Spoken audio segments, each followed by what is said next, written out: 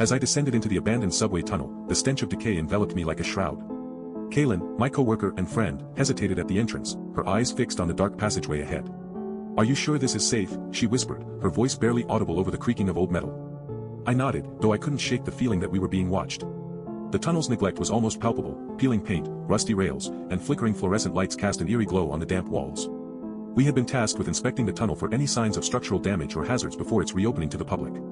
I checked my equipment list, flashlight, camera, notebook, and gestured for Kaylin to follow me.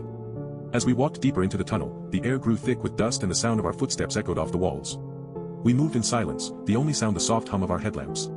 Every few feet, I snapped a photo or made a note on my pad, cataloging the decay.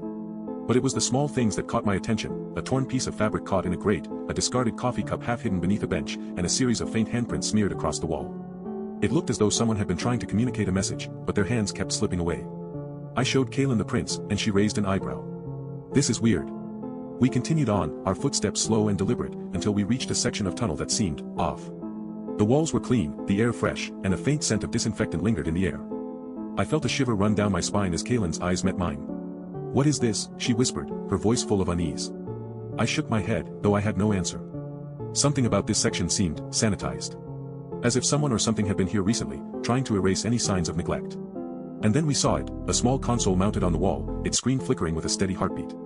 A soft voice whispered through the speakers, "Welcome, inspectors. Please report any anomalies." I felt Kaylin's hand grab mine, her grip tight as she leaned in close. "What is this?" But I knew we were no longer alone in the tunnel.